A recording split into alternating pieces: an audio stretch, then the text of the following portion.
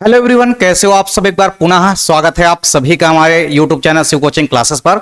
उम्मीद करता हूं आप सभी मस्त होंगे, बेहतर होंगे, आप सभी की पढ़ाई भी अच्छे से चल रही होगी। तो आज की इस वीडियो में हम देखने वाले हैं क्लास 11th बायोलॉजी एनसीईआरटी में आज का जो हमारा टॉपिक है वो है जगत प्रोटिस्टा और प्रोटिस्टा जगत के सामान्य लक्षण देखने वाले हैं। इसके पहले हमने आपको जगत मोनेरा यानी कि 5 जगत वर्गीकरण की वीडियो प्रोवाइड कराई थी, जिसमें हमने आपको मोनेरा जगत कंप्लीट करा दिया था, उसका क्लासिफिकेशन भी कंप्लीट करा दिया था। आज की इस वीडियो में हम देखते हैं जगत प्रोटिस्टा क्या है और जगत प्रोटिस्टा के कौन कौन से सामान्य लक्षण होते हैं।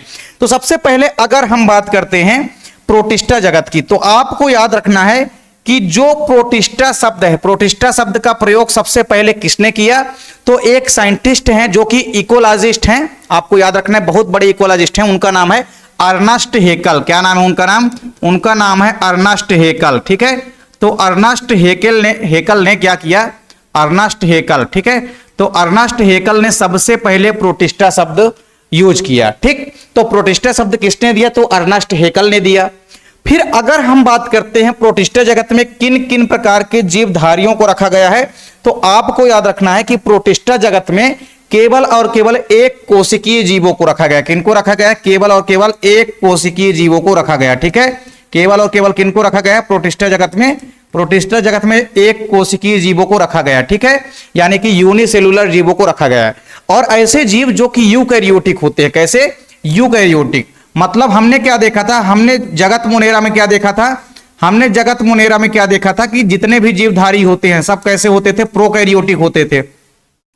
तो जगत प्रोटिस्टा के अंतर्गत आने वाले जो भी जीवधारी होते हैं वो एक कोशिकीय होते हैं और यूकैरियोटिक जीव होते हैं। यूकैरियोटिक जीव हम ऐसे जीवों को बोलते हैं जिनके कोशिकाओं में स्पष्ट रूप से केंद्रक दिखाई देता है और केंद्रक के चारों तरफ एक झिल्ली होती है जिसको हम बोलते हैं केंद्रकीय झिल्ली। तो ऐसी कोशिकाएं जिनमें केंद्रक और केंद्रकीय झिल्ली पाई जाती हैं उनको हम बोलते हैं यूकैरियोटिक कोशिका। ठीक है, तो यूकैरियोटिक कोशिका वाले होते हैं। तो ऐसे जीव मतलब जिनमें यूकैरियोटिक कोशिका होती है और एक कोशिकीय जीव होते हैं, उन सभी को रखा गया है जगत प्रोटिस्टा में। ठीक, अब आपको याद रखना है कि जगत प्रोटिस्टा में ऐसे बहुत सारे जीवधारियों को रख दिया गया है। कुछ तो ऐसे जीवधारी हैं जो कि प्रकाश संश्लेषी होते हैं और कुछ होते हैं प्रकाश संश्लेषी जिनमें प्रकाश संश्लेषण की प्रक्रिया जिनमें एब्सेंट होती है। यानी प्रकाश संश्लेषी और अप्रकाश संश्लेषी दोनों प्रकार के जीवों को रख दिया गया है। इसके अलावा कई प्रकार के सहजीवी, परजीवी, कई प्रकार के एनिमल्स को रख दिया गया है जगत प्रोटिस्टा में। मतलब जगत प्रोटिस्टा में जैसे आप देखेंगे कि जो कूड़ादान होता है, कूड़ादान में जैसे हम घर का सभी प्रकार का जो डस्ट होता है, कचरा होता है, उसको जाकर के हम इकट्ठा फेंक देते हैं, उसी प्रकार से कूड़ादान के जैसे ही कई सारे एनिमल्स को जगत प्रोटिस्टा में समाहित कर दिया गया है, रख दिया गया है।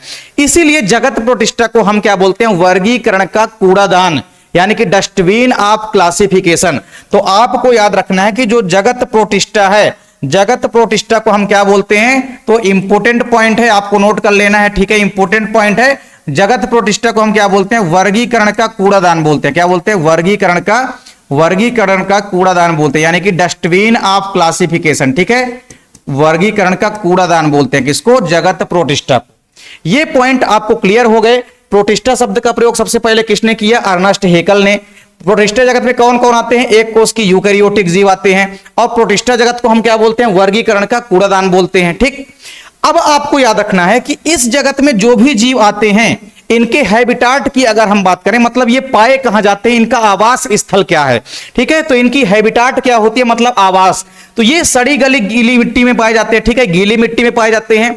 और इसके अलावा जो सड़े गले कार्बनिक वस्तु होते हैं, ठीक है, सड़े गले कार्बनिक पदार्थों पर ये पाए जाते हैं। तो जो भी जगत प्रोटिस्टा के जीव होते हैं ये सड़ी गली वस्तुओं पर पाए जाते हैं। इसके अलावा ये गीली मिट्टियों पर पाए जाते हैं, वह इसके अलावा जो भी कार्बनिक पदार्थ हैं उन पर पाए जाते हैं। और कैसे कार्बनिक पदार्थों, सड़े गले कार्बनिक पदार्थों के ऊपर पाए जाते हैं। प्रोटिस्टा जगत के कुछ जीव ऐसे भी होते हैं जो कि हमारे शरीर में परजीवी और सहजीवी के रूप में पाए जाते हैं। फॉर एग्जाम्पल, एक जैसे एग्जाम्पल है एंट अमीबा हिस्टोलिटिका।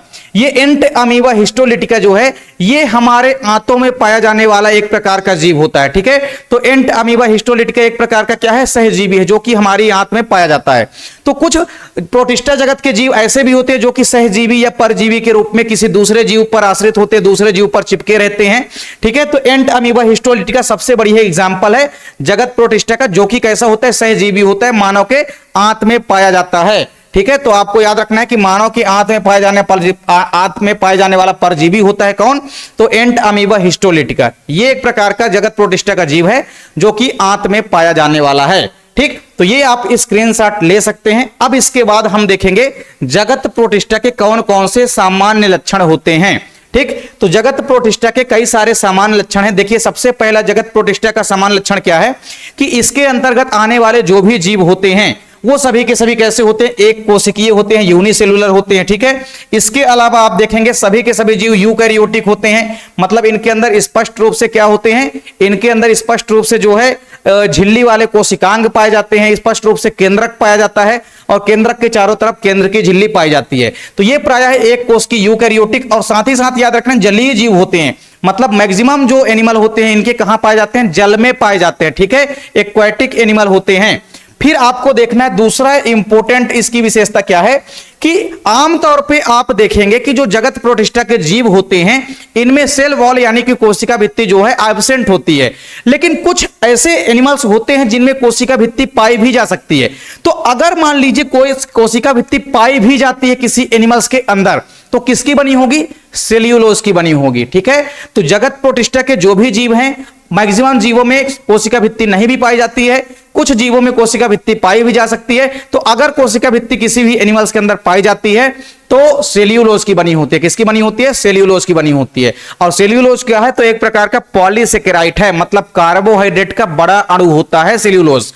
फिर आपको तीसरा इंपॉर्टेंट चीज क्या याद रखना है कि यूकैरियोटिक कोशिकांग, मतलब जैसे यूकैरियोटिक कोशिकांग होते हैं, यूकैरियोटिक कोशिका के अंतर्गत आने वाले जो भी कोशिकांग हैं वो सभी के सभी जगत प्रोटिस्टा के जीवों में पाए जाते हैं। जैसे फॉर एग्जांपल माइट्रोकांडिया हो गया, एंडोप्लाज्मिक रेटिकुलम हो गया, गाल्जी बॉडी हो गई, ये सब के सब कहां पाए जाते हैं, ये सब के सब पाए जाते हैं जगत प्रोटिस्टा के जीवों में।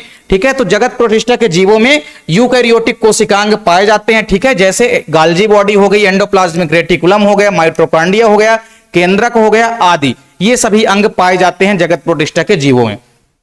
फिर इनमें प्रचलन हेतु सीलिया या कसाभिका पाए जाते हैं। ठीक, जगत प्रोटिस्टा के जो जीव होते हैं ये इजिली जो है मूव कर सकते हैं, कि स्थान से दूसरे स्थान तक आसानी से जा सकते हैं। ठीक है, जिसके लिए कुछ ना कुछ अंग तो चाहिए, प्रचलन के लिए कुछ ना कुछ अंग तो चाहिए। तो आपको याद रखना है इनमें मुख्य प्रचलन अंग कौन सा है, सीलिया है व कसाभिका। ठीक है, सीलिया के द्वारा किसमें होता है, सीलिया के द्वारा आपको याद रखना है एक एग्जाम्पल होता है पैरामीशियम। पैरामीशियम भी क्या है, एक प्रकार का प्रोटिस्टा जगत के अंतर्गत आने वाला जीव है, एक कोश की। तो ये पैरामीशियम जो होता है, जिसको हम स्लीपर एनिमलक्यूल भी बोलते हैं, ये सीलिया के द्वारा प्रचलन करता है। इसमें छोटे छोटे सीलिया होते हैं और सीलिया के द्वारा ही ये गति करता है, एक स्थान से दूसरे स्थान तक प्रचलन करता है। और कसाभिका, कसाभिका के द्वारा आपको याद रखना है युगलीना।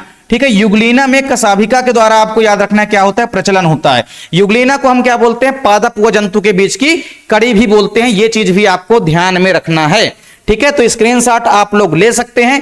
इसके बाद कुछ और इंपॉर्टेंट सामान्य लक्षण हैं। तो देखिए अगला क्या है कि इनमें जो प्रजनन होता है वो लैंगिक भी हो सकता है और अलैंगिक, दोनों विधियों के द्वारा होता है। ठीक है, सेक्सुअली व असेक्सुअली, यानी सेक्सुअल व असेक्सुअल, लैंगिक व अलैंगिक दोनों विधियों के द्वारा इनमें जनन की प्रक्रिया होती है।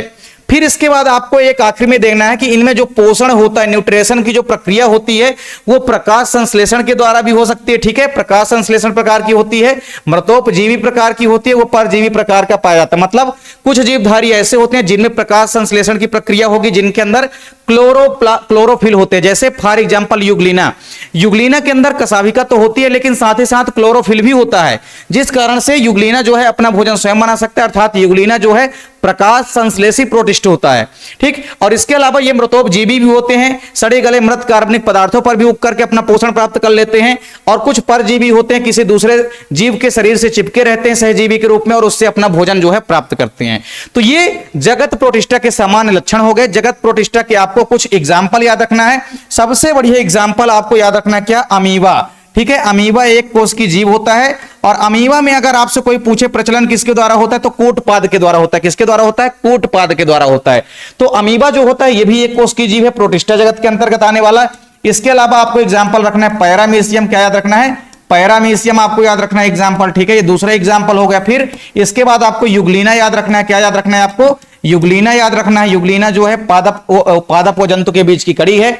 इसके अलावा एंट अमीबा हिस्टोलिटिका, तो इस प्रकार से कई सारे एग्जाम्पल हैं किसके, कई सारे एग्जाम्पल हैं जगत प्रोटिस्टा के जीवों के। तो हमने आपको जगत मोनेरा भी कवर करा दिया है। जगत मोनेरा के अंतर्गत आने वाले और जो एग्जाम्पल हैं बैक्टीरिया वगैरह के अंदर जो भी संरचना होती है, माइकोप्लाज्मा वगैरह हैं, उनकी वीडियो हम आपको अलग से प्रोवाइड कराएंगे। तो पहली वीडियो में हमने आपको मोनेरा जगत कंप्लीट करा दिया और इस वीडियो में हमने आपको जगत प्रोटिस्टा कंप्लीट करा दिया। जगत प्रोटिस्टा के समान लक्षण जो है कंप्लीट हो चुके हैं।